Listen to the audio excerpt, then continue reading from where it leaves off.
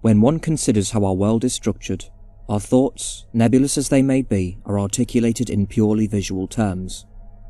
Architecture, however, is first and foremost a mathematical equation, a summary of parts, but what else is there that is taken into account beyond mere numbers? And to whom are these numbers at service too? The landscape of Liverpool, once occupied by the church and all the fruits of prosperous maritime trade, saw a rapid economic downturn as markets expanded and looked elsewhere for more economically viable labour across the seas. The mythical liverbird, once an inspirited, providential symbol, beckoning towards the sailors, inspiring a safe return, now took on the spirit of a far more wistful nature, gazing sorrowfully towards the horizon, awaiting the return of capital. This sudden transfer of wealth, and the aftermath of a world war, dictated that the city of Liverpool seek drastic rejuvenation in order to remain economically and thus culturally relevant. Elected officials hastily began to diversify the landscape, seeking an expeditious approach to architecture. The liminal passages that defined the spaces between the sanctified establishments of the church, school, and the market needed to be erected with due diligence and force in order to sustain an increasing population and the city's significance from the hitherto ashes of capital.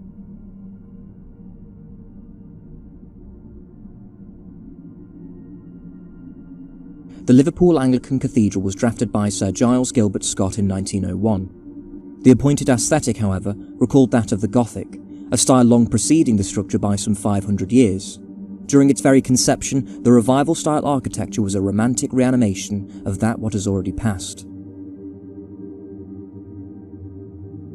Due to a failing economy, however, and an unforgiving diversion into modernity, capital rendered the building an architectural anachronism, as throughout its decades-long construction, the circumjacent structures surrounding the area were advancing at a far more brisk pace in keeping with the needs of the economy. Due to the very nature of this, the cathedral now protrudes from the landscape as a phantom, a spectral reminder of a world paved and structured with a transcendent, unifying aesthetic for the people, an affirmation of life beyond the pageantry of capital, the new divinity. This newly emerging and ever-changing architecture that would soon circumscribe the city sought to utilise cost-effective materials in order to resurrect the infrastructure ravaged by the war. Such a meretricious approach, however, manifested a topographic paradox, as the skyline embodied the spirits of aesthetics at odds with each other's existence.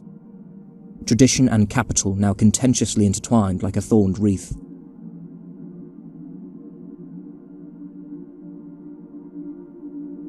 Efforts have been made in order to preserve a sense of history within the city to no avail, as the Stygian rivers of modernity that flow between present the structures as an antiquated historical artefact, awaiting their transmutation into vast, towering chambers of bromidic minimalism.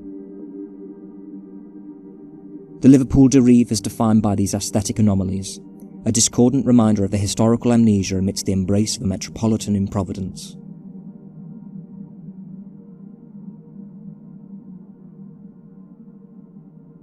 The city is rendered a hopscotch, simplistic, purely functionary structures imposed upon a landscape, outlined, utilised, and quickly erased with libertine abandon.